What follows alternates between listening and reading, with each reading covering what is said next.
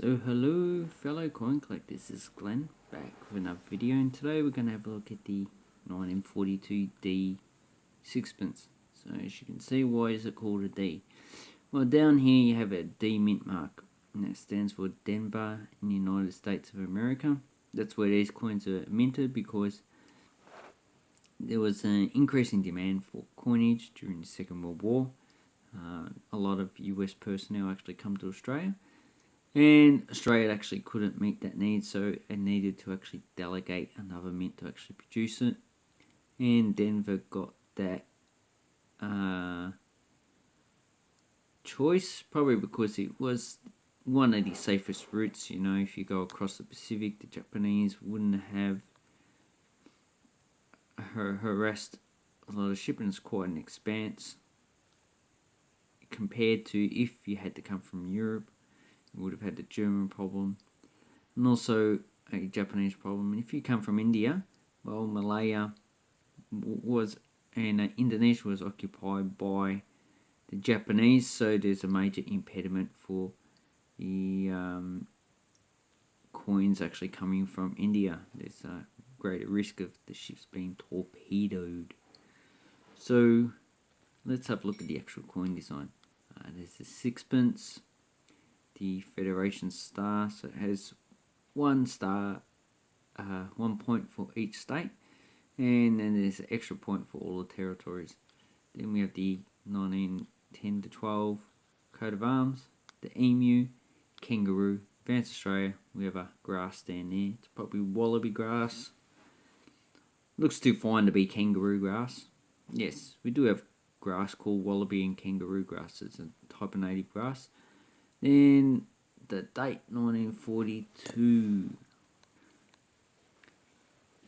So here on the Obverse we have George V.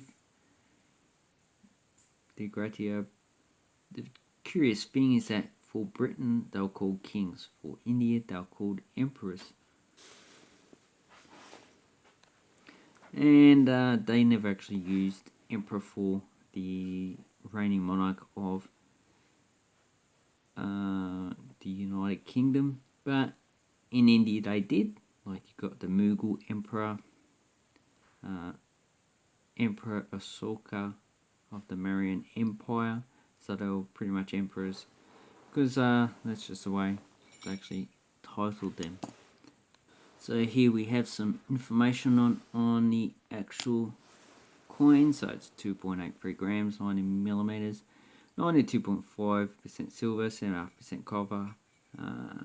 Denver is the mint, and 12 million were actually minted, so it's easily available. And if we have a look at the actual values, so my coin's probably very fine, probably $5. You can probably get it for less, but $4 is the base, depending on the silver value. That's probably the minimum. Then you got uncirculated 38, but you can probably get it for like $10 to $20, I would say. So 10 to 25%. $20 is 50%. Almost uncirculated, $19. So 12 million coins is actually quite enough to satisfy the market, although a lot of them would have actually been remelted in 1966. A sixpence would have been equivalent to 5 cents, and it probably could buy, well, probably 50 to $1 can buy now. So a lot of them would have probably been taken in by a mint again and remelted. So here we have some values of the actual coin, and I made a mistake before. I said $4 is actually the base value of a sixpence, but that's $2. So $4, I was thinking of a shilling, with a florin being $8. So it's roughly, the silver price does fluctuate with the value in US dollars and also the exchange rate. So we've got two variables there. And as you can see, if you want one just in base grade, you're looking at about $2. And here is one probably, they say choice uncirculated. Sold for $2. They have it as, oh, let's have a look. Does that look uncirculated to you? No, it's got a lot of damage. So you got a lot of corrosion here, because just remember it does have copper, and silver does react to an extent. You got a lot of scratches there, scratches, and probably, I'll probably grade this as probably EF. So that's pretty high grade. Although you do have a lot of wear there, and there. Got some wear here. Although this doesn't really have as much detail. But the stars, you can see it actually almost joins up. So the high points have been worn. But it's actually still in good condition. So that would have actually been a good buy. So then you got $5 for an average circulated. Another nice coin. And then $5. So you'll be paying at minimum $2. Then for a nice coin, find the very fine. That's pretty low. So really there's not much value in these coins themselves, unless you can get a high grade coin for a low price. Then you can actually get a good value out of these coins. So that one looks a bit scratched. $3. Let's see if, here you go. Let's have a look at that one. Okay, oh, sponsored coins. Okay, have a look at that. That one's in pretty good condition. I actually quite like that. I'd buy that for $5, definitely. And if it does have some scratches, this is probably EF. I would class it to almost uncirculated, so this actually has a high value than actually what it actually sold for. So it's actually a nice coin to actually get. And I'm surprised at what these uncirculated coins can get, so maybe I was a bit wrong on their actual values. So what did I say, about $10 to $20? So you're getting about $20 to $30 for them. So that's about 75% of the actual value. And here we have one uncirculated for $30. Let's have a look at the actual coin. Oh yeah, that's pretty nice. So it's pretty high grade. It probably might have come out of a coin roll. Although we do have wear there. We have some wear there. I don't see any wear there, so that might be actually a die wear. That might actually be what that is, or a die fill. We have some wear there, but not really. I don't see wear or scratches on these points in between the actual coin.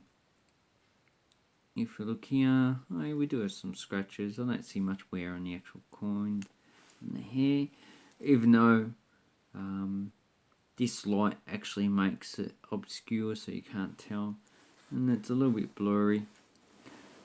And there's only actual 2 images, so I'll probably put that at EF condition myself. Although you have to remember is that the Australian and the United States coin gradings are actually different. So my EF might be in America, might be almost uncirculated. So that's just the way it actually goes between the Australian and the Sheldon system. And here we have another nice coin. So this one sold for $40. As you can see, the star's pretty nice, and that's nice. So obviously these are actually getting, in high grade, they're actually getting the value that is said in the actual book. So, oh yeah, that's quite a nice coin, definitely. Even though it does have a scratch on the neck, I really don't see any wear. And this is definitely uncirculated. or almost uncirculated if you take that scratch into account. So it's actually a nice coin to get. So if you can get one of these for, I don't know, for like $10 or $20, then you can actually probably sell it for $40, which is a good markup. But these are actually also good just to have in your collection. But if you like coins that have actually been circulated, like this one here, as you can see, quite damaged. But this one actually has characteristics, because it's actually been in the hands of people, and a lot of those people are no longer with us, they're deceased. And as we say, this one has history. Like I don't know, this Roman coin has a lot of history. Most of it's been lost and not circulated, but it has a lot of history. So what type of errors can we actually find with this coin? Well, there's actually only 3 that we know so far. That's the die crack rim to left side end of scroll. So we're talking about on this side, well, actually on this side from the scroll to the rim. Then you have die crack rim to P and pence. So you've got P, so there's die crack in between the P and the rim. It's up the top there. And then we have a dot on emu's back, so there should be a dot there somewhere.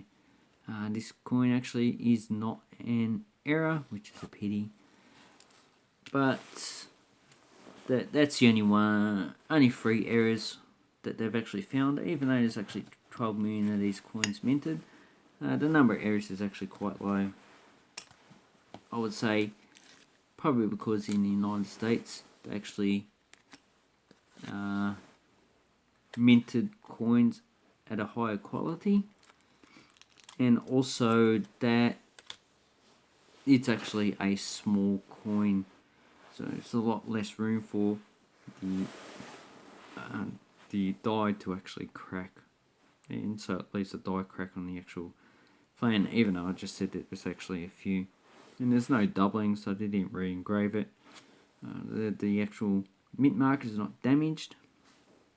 But I would say that these coins actually need to be assessed with a lot more, probably 1 to 5,000 of these individual coins would be good enough to assess to see if the actual errors that occur on it are actually more substantive than the actually are shown here or in the Renix catalogue.